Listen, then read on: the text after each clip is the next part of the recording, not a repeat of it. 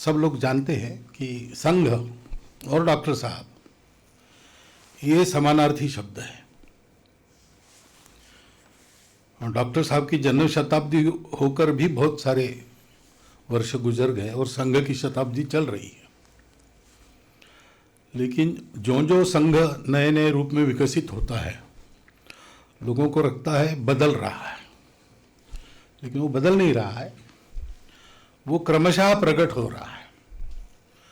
जैसे किसी बीज में से जब अंकुर निकलता है तो उसका रूप, और फल फूलों से लदा उसी से बना वृक्ष, इसके दो रूप अलग अलग है, लेकिन वो बीज से समानार्थी है।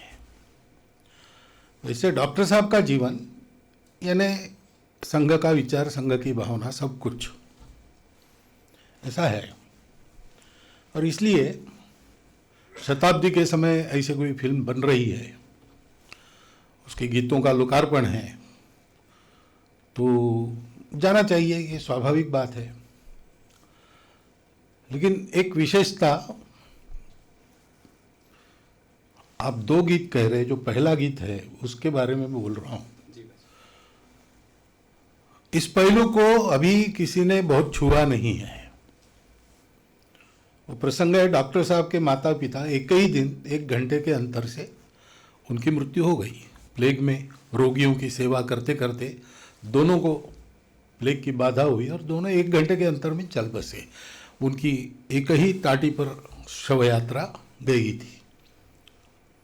डॉक्टर साहब की आयु उस समय 11 साल की रही होगी।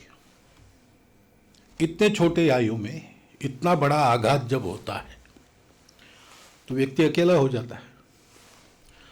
और डॉक्टर साहब के घर में और कोई नहीं था जो उनसे बात करे, उनको समझाए उस समय, क्योंकि बड़े भैया तो थे, लेकिन बड़े भैया पहलवानी में ज़्यादा मस्त रहते थे और मझले भैया पढ़ाई के लिए इंदौर चले गए थे। वैसे उनसे संवाद करने वाला, उनका मन संभालने वाला कोई उनको उस आयु में मिला नहीं। बाद में जब ऐसे होता है तो मनुष्य का स्वभाव नुकीला बन जाता है, उसके स्वभाव में एक उदासीनता आती है, अश्रद्धा भी आती है। ऐसा होता है तो वो स्वाभाविक है। लेकिन 11 साल के डॉक्टर जी के मन में ये सब कुछ नहीं हुआ।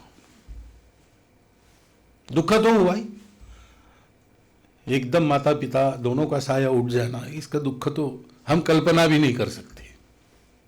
वो दुख जरूर हुआ होगा, परंतु उसका कोई विपरीत परिणाम उनके व्यक्तित्व पर, स्वभाव पर नहीं हुआ है।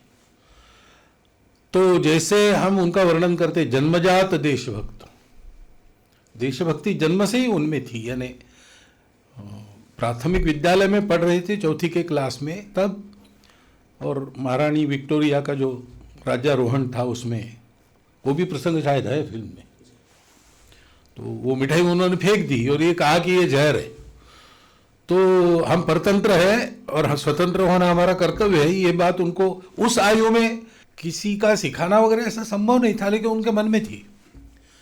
वैसे लगता है ये बात, इसका जब इस पर गौर करते हैं तब, कि उनके व्यक्तित्व में ऐसे बड़े से बड़े आघात पचा कर भी अपनी श्रद्धा को, अपने स्वभाव को बिल्कुल भी इधर उधर होने नहीं देना, एक उत्तम आरोग्य मन का, मजबूत मन, स्वस्थ मन, ये पहले से था। और इसलिए आगे चल के कई प्रकार के विरोध करने वाले भी उनके मित्रों में भी थे, विचारधारा का विरोध करने वाले अच्छे मित्र रहते थे। सब प्रकार के लोगों को जोड़ने का ये जो उनका मन था, वो मन ऐसे छोटे मोटे आघात या घटनाओं के कारण अपने आप को विकृत न करने वाला मन था, स्वस्थ मन था। तो ये एक नया पहलू शायद उस गीत में आया है कि उनका साया उठ गया। तो डॉक्टर साहब उस गीत में कहते हैं कि फिर अब देश के लिए ही पूरा देना है। वास्तव में दोनों साए उठ गए अपने, तो अब मुझे कौन संभालेगा, मुझे समाज क्या देगा, ये ज़्यादा विचार आता है। लेकिन ऐसा नहीं हुआ है। तो इसलिए ये गीत मुझे विशेष वैशिष्ट्यपूर्ण लगा। तो डॉक्टर साहब की साइकोलॉजी ये भी एक अध्ययन का, शोध का विषय हो सकता है, ऐसा मुझे लगता है।